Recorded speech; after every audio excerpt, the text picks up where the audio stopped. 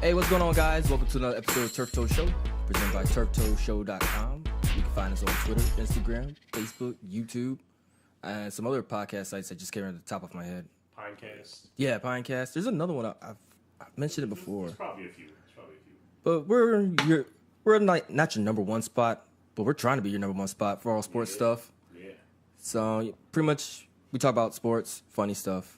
Make jokes. You know. Try to be serious. Try to be like Pusha T, but it doesn't work sometimes. But I got a story for you. Harris, I got a story for you, man. Okay. Before we start today. What we got? So, I went to Walmart today, because I run out of avocados, because I eat a lot of avocados, right? Avocado toast. And so, when you get your avocados, they don't put barcodes on them, right? Did they have the little stickers? They had the stickers on them. Okay. But, you put them in a plastic bag. Yeah. Theoretically, the scanner can't read the barcode on it. So I threw 8 of them jokers in the bag like I normally do. Walk into the little self-checkout because they don't have a single cashier there. Why would they do that? I don't know. I'm like, I guess I'm working for you guys today, so whatever. I need to get out of here. I got stuff to do. So I throw it up there, and it bings.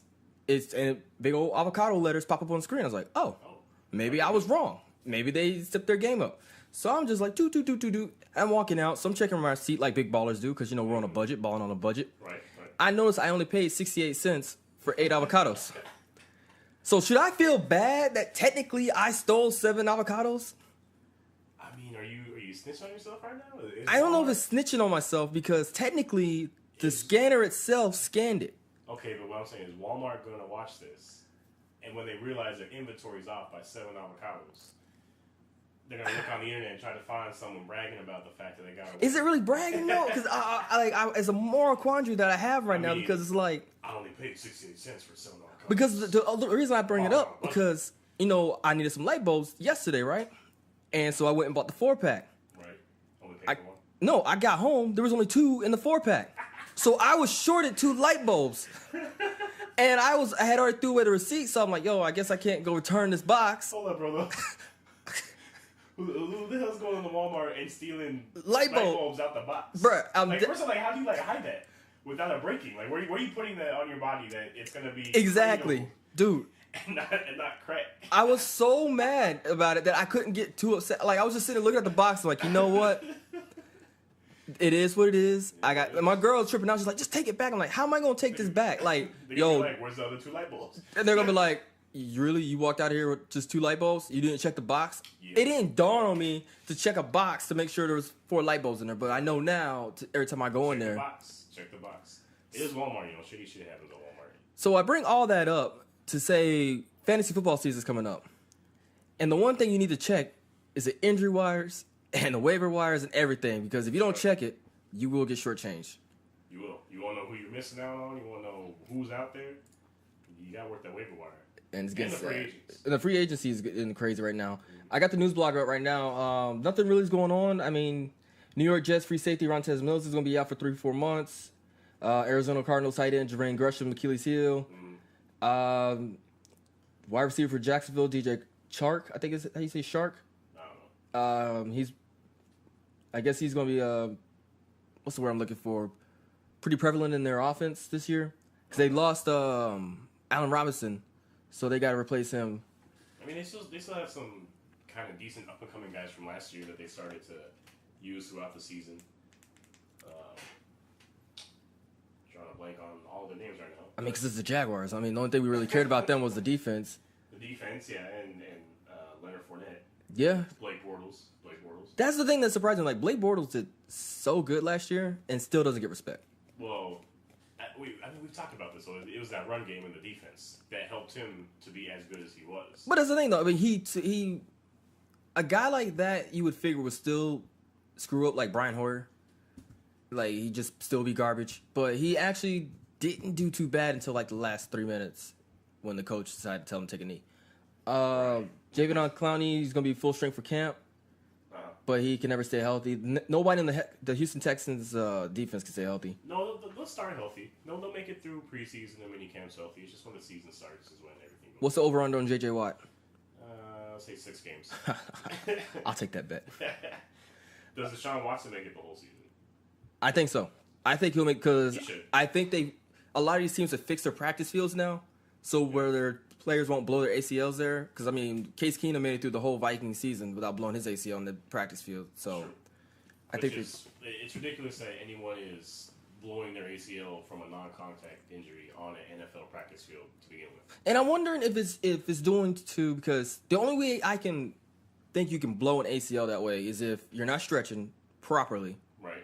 Or like dynamic warm-ups. So if you're just going out there cold. Because I understand, you know, they say there's some studies out there saying like if you just do stretches cold, you could tear it. Right, that doesn't help either because the tendons, the muscles are still tight. Yeah, so I mean, I remember when, you know, back in high school football, whatever, you go out there and do a couple like high flutter kicks, high knees, stuff like that, Yeah, get that blood flowing. Yeah. I wonder if Teddy Bridgewater was like, nah, pimp, I'm Teddy Bridgewater. I don't need to do this. Or Deshaun Watson like, nah, I beat Alabama. I don't need this. This ain't Little League. I don't need to be out here doing flutter kicks. He's like, does JJ Watt do flutter kicks? Well, maybe he should. He stop chopping all those logs out there. Our boy Sam Bradford's his knees getting better, so he's getting practice reps, but he's always injured. So I mean, last year, that's I feel like it's the same narrative from last year. Yeah, he was looking good. That's why he was a starter and played the first game, and then knee pain. Yep, another person with knee pain. Carson Wentz should be ready for to play by week 1. He's been throwing already in practices. Good. So that'll be good. Nick Foles is just gonna be the backup. Hey, MVP. Yeah, that's right. Super Bowl. That's all that matters. Super Bowl MVP. And he can do, no matter what else happens in his career, he can say, I am a Super Bowl MVP. Right. Doesn't matter. Doesn't matter. I beat Tom Brady. Yep. Even though Tom Brady threw for over 500 yards, set a finals record or whatever. The defense just picked it up at the right time. Got the right play going at the right time.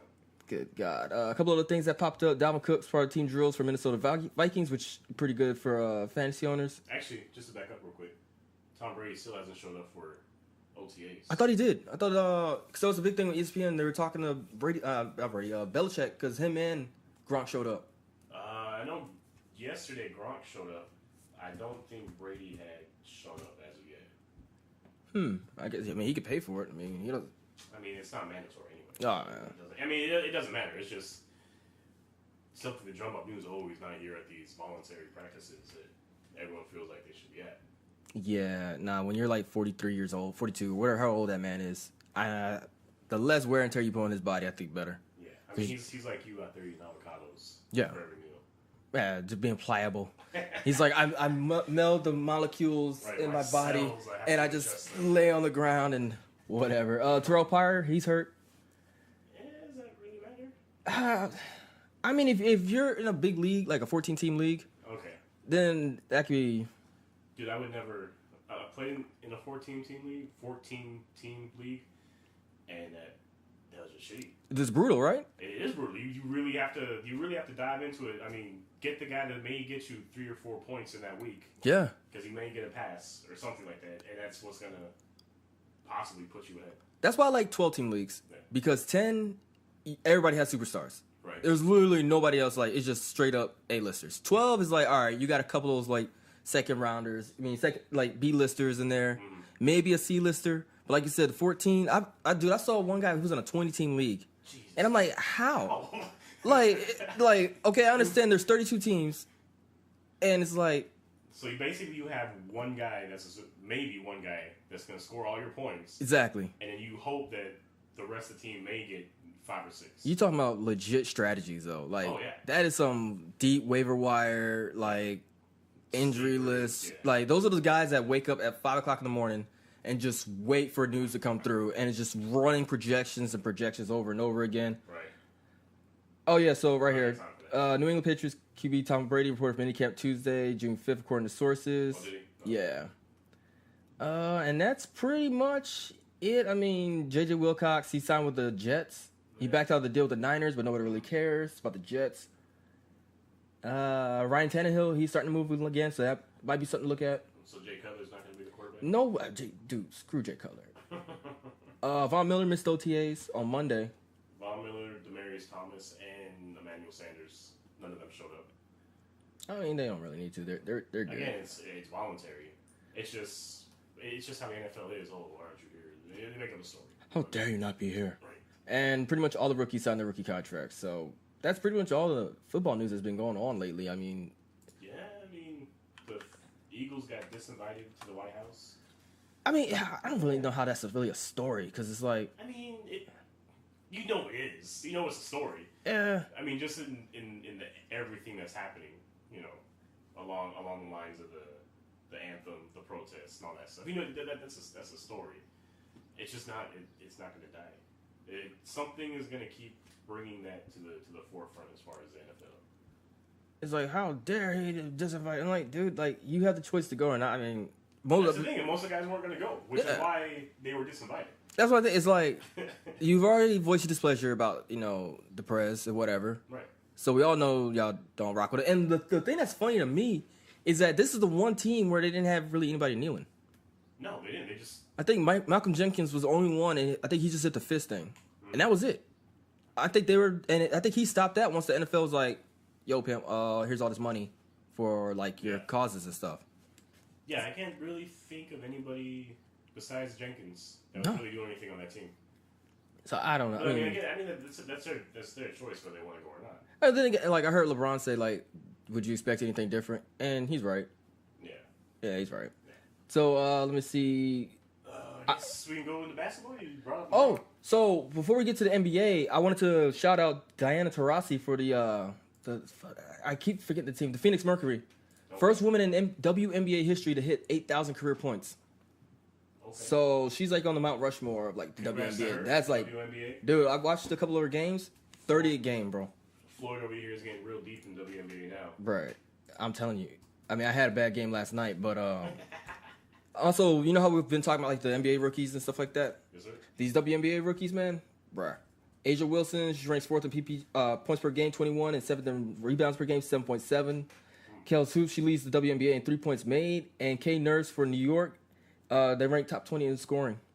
So they're just balling. And the WNBA also took a page out the NBA's book, kind of with the All-Star game. Yeah. They're going to have 2 captains, the top vote getters, will draft teams from a pool of players voted as all-stars regardless of conference affiliation. Okay, that's interesting. So I think it's still only like how many teams in the WNBA? I want to say 12? 12. 12. No, because I was confused with the CFL. Let me see. Yeah, well, CFL has like 9. Yeah, that's what I'm saying, because I knew one of them was a odd number. Yeah. Yeah, so they have 12 teams. Oh, okay.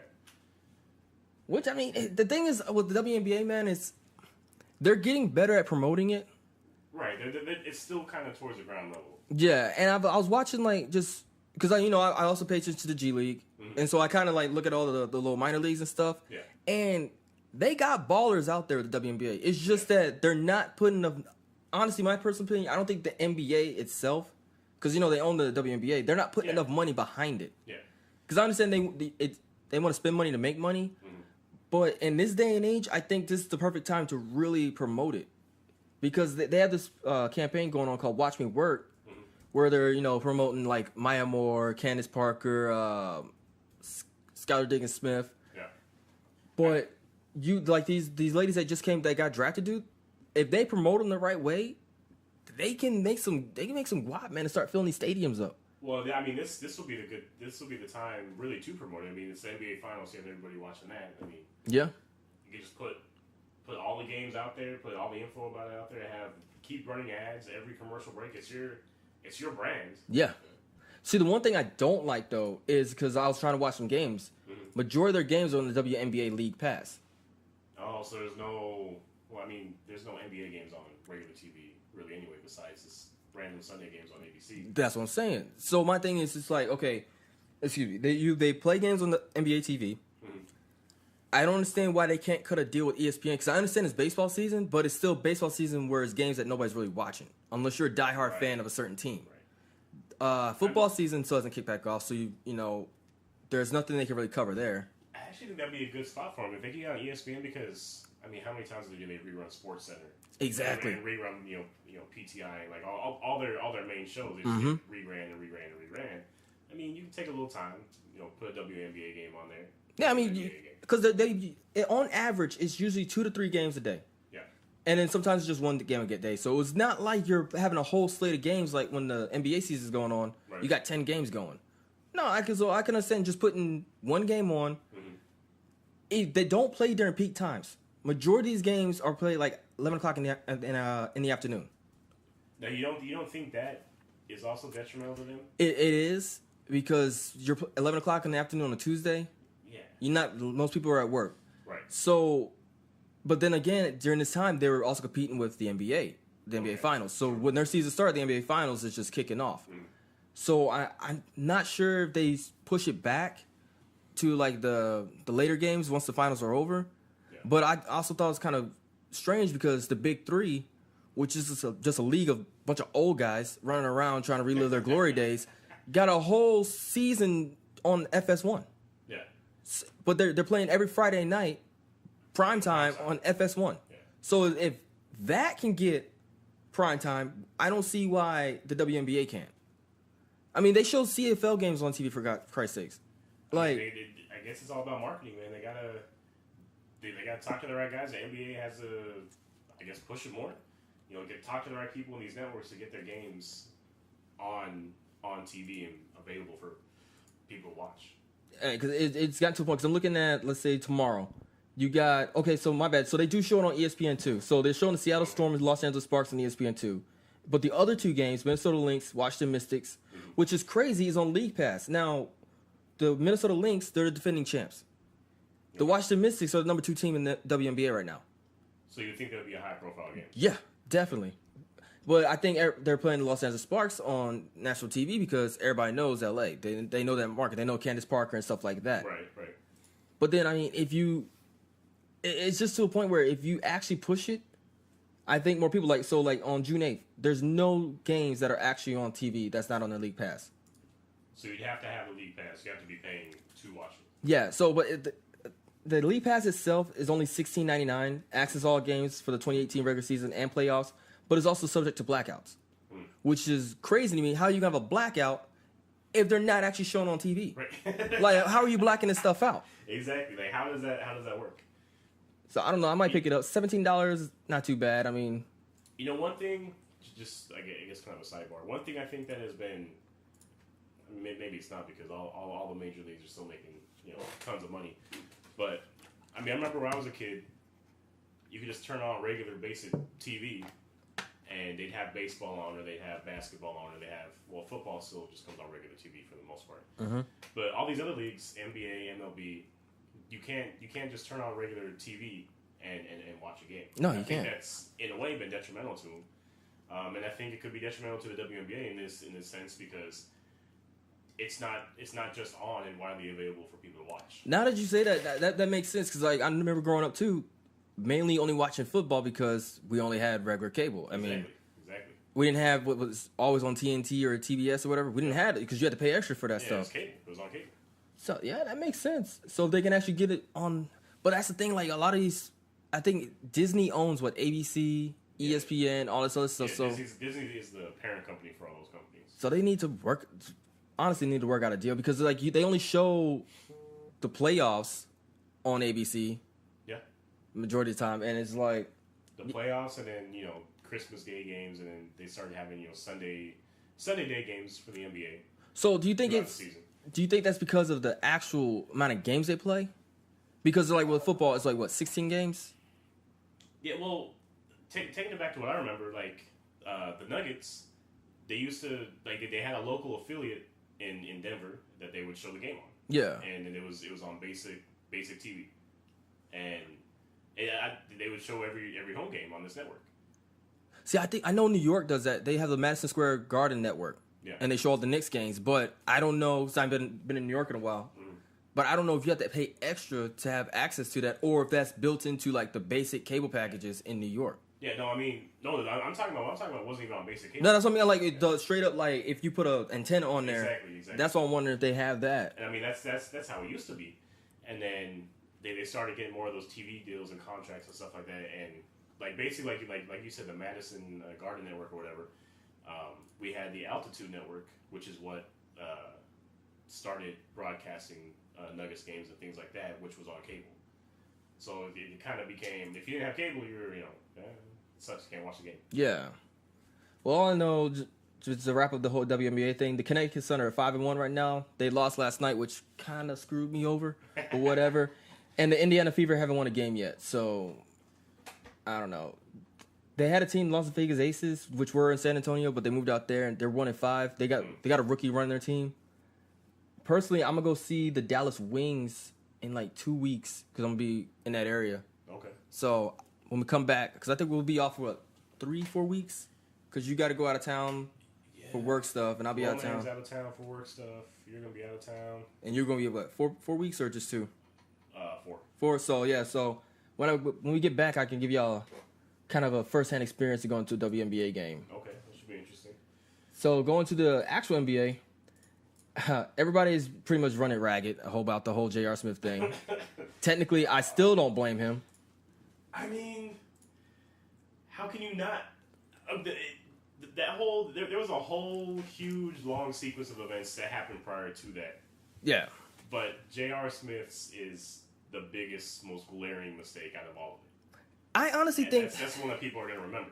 Yeah, that's true because it was just just seeing LeBron that animated because I've never really seen him lose his cool like that before. No, he was pissed. Yeah, I mean, I would be too. 51 points. Well, at that time it was 49. Yeah, 49 points. He had a double-double, right? I don't remember because I think it was close to a triple. But he played, and they had the Warriors like on their backs. But it was like my thing. You're an NBA player. I can give some flack to the centers. But if you're like a shooting guard, a point guard, a power forward, you should be able to hit your free throws. Right. And he hit the front of the rim. It just bounced off the front That's what I'm like. He made the first one, but he didn't make the second one. Like, I understand it was probably like the most pressure he's had on free throws in a long time, but come on, bro. But because that's like you're literally, there's nobody's hands in your face. You can, I mean, I understand you got the fans in the background waving the stuff, all that crazy stuff, but you've been in the league so long. You played with the Spurs, I want to say you went with Jazz for a while, even to the Sacramento Kings. You've been in the league for a minute. You played in the playoffs before with the Spurs. Yeah. So you've been in situations like this. It's like nobody's in your face. You're able to take your time. Yep. And how do you screw that up? It's a free throw. It's literally in the name. It's free. It's just take it. And the worst part about it was on the fact that he missed that second free throw. He was about to get bailed out because of the amazing rebound by J.R. Smith. Because nobody, I don't even know how Kevin Durant was right next to him. Kevin Durant was about to look like a fool if J.R. would have went back up. Right, exactly. He got that rebound over Durant. Yeah. I mean, maybe Durant. I don't think Durant's reaction time was on point. At that play, but think about it though. I think Durant was thinking, "This is George Hill. He should make this. Right. I'm about to get the ball and inbound it real quick so we can get a quick shot off." Right. I think that's what he was thinking. He wasn't expecting, "Oh snap! It hit the front of the rim." Like what? Yeah, and then, and I mean, I'm sure we've all seen a million times by now. JR gets the ball and then runs up court. Hey, so Bleacher Report I hate to interrupt you, but they just tweeted out the Rockets expected to make a strong offer for Paul George this offseason. Really? I kind of like that. That hasn't really been talked about as one of his landing spots, though. I kind of like that because when you think about the Rockets, who do they have? I mean, that would be a big guy like him. Well, let's think of their starting five. You got James Harden, Chris Paul. Right. You had Trevor Ariza, Clint Capella, and then they rotated out PJ Tucker or Eric Gordon. Right. So if you take PJ or Eric Gordon out that rotation, you put PG3 in there? Or PG13? Basically, you end up having your own big three. Exactly. You got a guy who can shoot and a guy who's a beast on the defensive end. Right. So I think that's what they were missing in that Warriors series was another shooter. Because once CP3 went down, all the scoring was put on James Harden because the role players weren't getting hot. Well, and also, I mean, defense, I mean, that's another thing. I mean, I was reading reports during that series that Chris Paul was bringing defense to that team. I mean, he really wasn't bringing that much, but more than they had. Yeah. So if Paul George comes in and he's able to bring more defense, that'll help him out too, because we both know that James Harden isn't really going to play defense. If I was James Harden, that's all I would work on this offseason. Like, literally, bro, he's been in defense. He's been in the league for how many years and hasn't played a minute of defense? Dude, it's sad. That is sad. It is sad. But yeah, I like you said, they haven't really talked about PG landing there. They're all talking about LA, but Houston's a good spot for him. It's what's the word I'm looking for? It's not like a small market. You know what I mean? No, it's a big market. Yeah. Yeah. And I think and I find it funny because I heard Cowherd talking about this. Everybody hates on Steph, but everybody wants to play with Steph. Yeah. Like we're talking about NBA players now, but all the NBA players love Russ Westbrook, but don't want to play with him. And it's just that's so funny to me. You know, speaking of that, how did you feel about in Game 2 of Cavs and Warriors when Steph made that three in front of the Cavs bench and then decided to walk backwards and almost tripped over Perkins' legs? I personally don't see a problem with it. No. He's walking backwards in front of the opposing team's bench, basically right on the bench. Yeah. Why should I move because this guy's trying to showboat in front of me now? That's my thing. It was showboating. Yeah, Perkins didn't do anything. It's what he didn't do that's what's got people mad because he didn't move his legs for Steph. But why should he? He shouldn't have to. No, he shouldn't have to. But that's why people are pissed off. Like, oh, he shouldn't move. He's going to hurt, the star. Like, yeah, get the fuck out of here. Yeah, so I was looking at Harness. He knew what he was doing. I feel the same way you feel. I think Steph was showboating. Oh, yeah. I mean, it was a deadly three. It was crazy, but I still think that he wasn't in any danger. He wasn't going to get hurt. No. I mean, I can understand if he like the whole Zaza thing. If he was just if Kendrick would have slid his foot under Steph's foot, then right, yeah. If he had made a move to actually do something, to actually trip him, like say he wasn't in front of the bench, he was a couple inches away, and he actually stuck his leg out, that'd be a different story. Well, I think the story should be why is Kendrick Perkins on the bench? Why is he even there? Why not? What is he doing? What is he there for? He's there for that. He's there for moral support. Moral support. The dude can barely jump. I watched him when he played for the Canton Charge, which is the G League team. And there's a reason why the Cavs didn't sign him for the whole season. Well, they signed him for the offseason, apparently. Or for the postseason. Well, the thing is, when he came back out of retirement, the Cavs were like, we'll give you a coaching position. Okay. If he wanted to be on the team, he's like, nah, I want to play. Bro, you went to the G League and didn't do squat.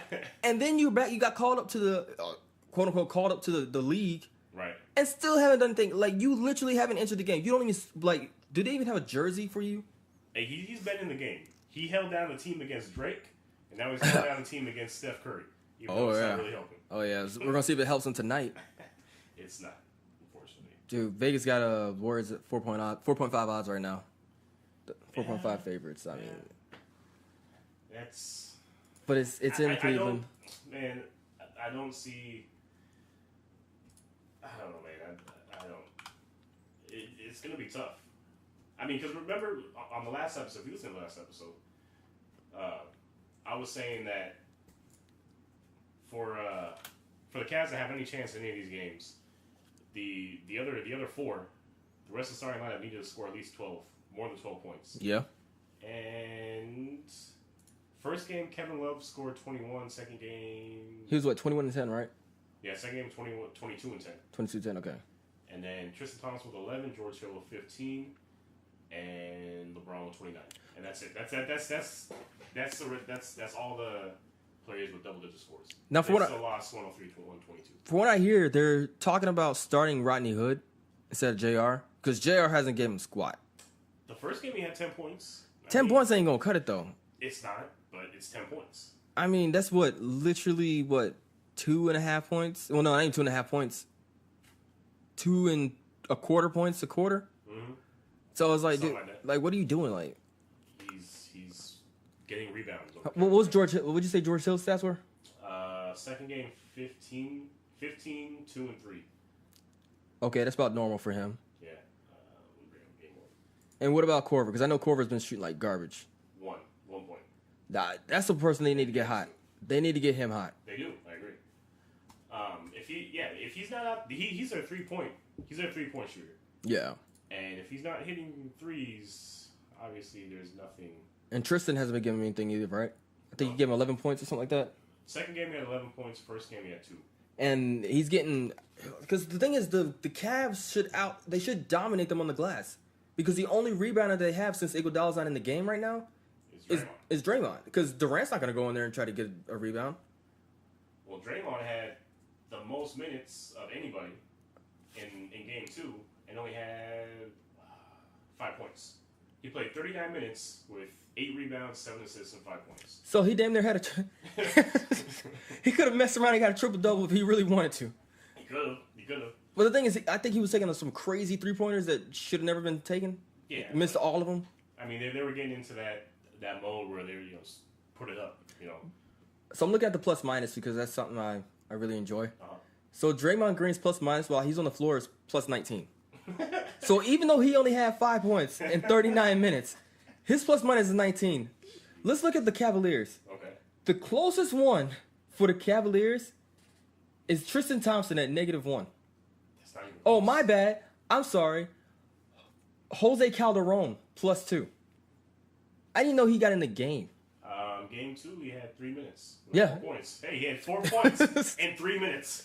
I think that's pretty efficient right there. LeBron James, 29 points, 44 minutes, -18. But he's literally playing the entire game, essentially. And he has to take more shots. So, of course, his plus-minus is going to be worse. Yep. Delonte West, +10. Let's see. Kevin Durant was +24. Steph Curry +19. So, the entire Warriors starting 5 were in the plus. Yeah. Is, like you said, with the Cavs, like, they got to get some kind of production from their bench. They have to. From somebody else besides LeBron. I mean, granted, Kevin Love had 10 rebounds and 22 points. You can at least count on Kevin. As long as Kevin Love doesn't have a concussion, he's going to be all right. Yeah. Everybody keeps forgetting he's a 5-time All-Star. Right. Well, I think he forgets he's a 5-time All-Star sometimes. That's true. So. That's true. I give you that. But, yeah, I mean, Tristan, George Hill, JR, somebody, Corver. Tristan hasn't been the same since that Game 7 in Boston. No, my bad. But Game 6 in Boston. Well, playing against Boston and Cleveland. He hasn't been the same. But George Hill, he's slowly coming on. Yeah, but... But they need... Well, the 15 points he's giving them is more than the bench combined. They need to take Jordan Clarkson and put him at the end of the bench. I don't think... just because his name has Jordan in it... It doesn't mean he's like... Yeah, it's not part of that debate between who's better, Jordan or LeBron. Like, I think he needs to realize, like, hey, my 2 points and my, 1 assist is garbage. Like, you're a point guard, my guy. Like, okay, distribute the ball.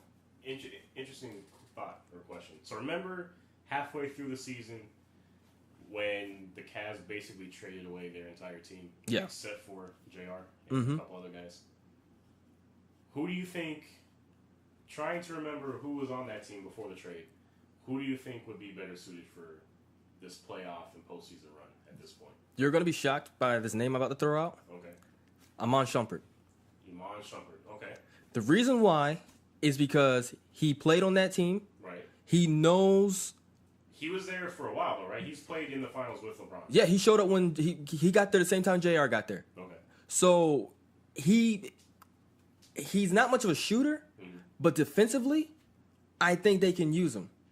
Because during that 2016 run when LeBron pretty much took him back from 3-1, yeah, he showed up defensively for him. Okay. So he's not the marquee name to make all the big shots, but if you're not going to make shots, at least he can get rebounds. Okay. He can slow down Steph. I mean, that's the main thing is slowing down Steph. You slow him down, then you can focus on Clay and Durant. Durant's going to get shot off anywhere, but as long as you bother him and get him to foul trouble, I think that's what Shumpert was good for. Right. Now, who else did they trade off? They're definitely missing Kyrie right now. Oh, yeah. They're definitely missing him. Now, if we wouldn't just go with the team that they had after the whole trade thing with the Isaiah thing, yeah, they'll definitely missing Dwayne Wade. Because Dwayne Wade would have showed up by now. He might not have been consecutive games, but game one, they would have won that game. Oh, yeah, they would have won that game with Dwayne Wade. I mean, you think, even if they still had Thomas, that still would have been a better addition. They would have got points for him. Yeah, they would have got points from him. He'd be scoring double-digit points. I would put him on Steph Curry and let them run around the court all day long. Yeah, why not? Just chase each other. Yeah. This team is going to get blown up in the all season. I mean, I personally think LeBron's going to stay. I mean, he has nothing else to prove. Honestly, I would just stat pad for the rest of his career and become the greatest of all time in everything, and just be like, all right, I'm done. But you know the man wants more championships. You know he does. And padding the stats and breaking whatever record is out there. That's cool and all, but you want the rings, man. Like he needs a team around him so that he can actually win a championship and knock off the Warriors. And it's knock off the Warriors because who else is he gonna be? You know what's funny though? Now you talk about rings. Yeah. Name the one superstar that nobody really talks about the the greatest of all time or the best in the world conversation, who has 2 rings against LeBron. Who has 2 rings against LeBron? In the LeBron era, beat LeBron twice, only lost to him once, and it's possible to beat him the 3rd time. Who? Steph Curry. Okay, yeah. Steph Curry has 2 rings right now. He's 2-1 in the finals. Right. All 3 times against LeBron. And nobody ever talks about him being the best player in the world. That's a good point. Because before Kevin Durant got there, he was the marquee player for the Warriors. Yeah, you got Clay, whatever. I think of Clay like a Scottie Pippen, a more quiet Scottie Pippen. I feel like Clay wasn't... Clay's been coming on. Yeah. But he wasn't there... what am I trying to say? He wasn't as hot as Steph was when Steph kind of broke out. Yeah. You know what I mean? But that's the thing, like, if say they management managed to keep that Warriors team together and they continue winning, not only will Steph have more rings than LeBron, he'll have less losses than LeBron. Yeah, he will. And if we're just going by rings alone, he can possibly top Kobe. Yeah. Technically, if they figure out a way, because eventually they're going to have to let some people go. Mm-hmm. But you got Steph, who they're not going to get rid of if he can stay healthy. Klay Thompson is willing to take pay cuts just to stay there. Yeah. Draymond, you can replace Draymond. Yeah. I mean, you get Andre Drummond in there and just let him do his thing, and they'll be all right. Durant, I think he's I'm about 90% sure he's going to stay with the Golden State Warriors, but I think he's eventually going to move on because, like, all the hate that he was getting. And Iggy, he's just along for the ride. He's just like... Yeah, he's just saying, like, hey, if I get me a ring, I'm going to get me a ring. So I think if they draft right, and because they drafted that entire team except for Kevin Durant and a couple of those veteran guys, but I honestly think they can continue winning if management does what they got to do, and he can pass at least get 5. So let me ask you this: in that vein of if they can keep that team together, the way it is, they're going to keep going to the finals. Yeah, they're going to keep winning the Western Conference. Mm-hmm. Is that good for the NBA? I say yes because one, it forces everybody. It forces everybody else to have to step up. So not only are we seeing better competition, so if the Warriors do make it to the finals every year, especially like the Rockets proved this year, they're like, we built this squad specifically to beat you, and they played them tough. They did. I'll give them that. It sucks that one of their best players went down. I mean, but still though, it's like everybody that goes against the Warriors plays them tough. Like I think New Orleans gave them all they could. I mean, they just only had AD essentially. Yeah. The Spurs, if they can ever get their squad back healthy, they almost beat them. Well, they were beating them until Zaza decided to take Kawhi Leonard out for a whole year. So that's the thing. So I don't think they're invincible, but I think they're beatable. They're beatable, but I think it's going to take the West is just going to have to just rise up to the occasion. Now, I think the same thing's happening in the East right now because everybody's looking like the Celtics damn near put out LeBron James without any superstars. Yeah. They had one All-Star on the floor at the time. Yeah. And what's his face? What is it? Al Harrington. No, not Al Harrington. Herford. Harrington's the one with the weed company. Yeah. Played with Stack Jackson back in the Warriors back in the day. Looked like a Ninja Turtle up there. But yeah, they only had one All-Star out there. And so they're like, okay, you got Kyrie and Gordon Hayward coming back. You got Brad Stevens, who's a freaking genius out there. Yeah. You got Terry Rozier's already saying, like, if I need to come off the bench, I'll come off the bench. Right. So they want to win. They want to win however they can and come out the East. Then you got the 76ers. If they can ever get their act together, if they can ever get rid of their burner accounts, right. If they can never just get like they got shooters. If they could just get Ben Simmons a jump shot, they're gonna be deadly. That's why they picked up Monty Williams. They're gonna help him get a jump shot. Well, they need Indiana. If they got a superstar out there, they just got to build around them. Yeah. Who's it? Miami. They're on their way out for right now. They got to trade to Whiteside. The Hornets, I don't know what they're about to revamp that entire squad. Yeah, I mean they're not going to be anything for. They made the playoffs 2 years ago. Yeah, that's the crazy part. I mean, still they're still not. Well, okay, what did they make the playoffs as an 8 seed? I want to say a 6 seed. I guess that's decent, but I still don't see them as any sort of actual contender. In the East. Milwaukee, I forgot about them. Yeah. And they gave the Celtics trouble. Yeah. And then you got Toronto, who's just garbage. Yeah, I mean, they're just good for the. They're about to get a EuroLeague coach. That's weird. I mean, didn't they learn from what the Cavs did? They had David Blatt. I mean, he was a EuroLeague guy, and it doesn't make any sense to me. Speaking of coaching, today is the anniversary of Tyronn Lue getting walked over by Allen Iverson. Ain't never going. That one, him getting knocked over. Scottie Pippen dunking on Patrick Ewing, and Jason Terry getting dunked on by LeBron are the three things that always live in my mind every year. Yep. And I heard Jason Terry talking about it. He's like, man, every time I go somewhere, little kids are bringing that up. But he's like, you know what? I've been in the league 19 years. I got an NBA championship. Yep. I got an NCAA championship. I'm good. Right? You just gotta live with that. It's like, if you've been in 19 years, you're gonna get dunked on. Right. And he's like, at least you can say. You can't say I wasn't hustling because I was trying to take on 3 people at one time. Oh, there you go. And which is deadly. He was trying to take on all 3 of them at one time. And the rest of the team is like, bro, like, oh my God. Damn. So, I don't know. I mean, but yeah, we got automating camps starting up. NCAA camps are starting up. Oh, shout out to the FSU women's softball team. Won the world championship. Yeah. Okay, that's good. Beat the brakes off of them. I was watching that game. I was watching them when they were playing Mississippi State, I want to say. Oh, speaking, did you see the play? I don't remember what team it was, but it was in the softball playoffs, the college softball playoffs or championships. Where they're doing just now, the one where the girl, she bunted, and the girl from the opposing team came down the third base line, dove, caught the ball, and got a double play because the runner on first base wasn't paying attention, didn't realize she caught the ball. So she got that out there by catching the ball, and then threw out the runner at first base. No, I didn't see that. I need to find that. Oh, it's been all over SportsCenter. It is an amazing play. I don't even know how she got it. She just broke on the ball at the right time. She was at FSU. Yeah, I'm looking at it right now. Was it FSU? Yeah. Okay, no. Well, if you look at that play, look at her dive and catch that ball. I'm looking at it. Yeah. It's an amazing play. Good God, that's crazy. And gets it out of first base for a double play. Hey, these girls be hustling, man. Hey.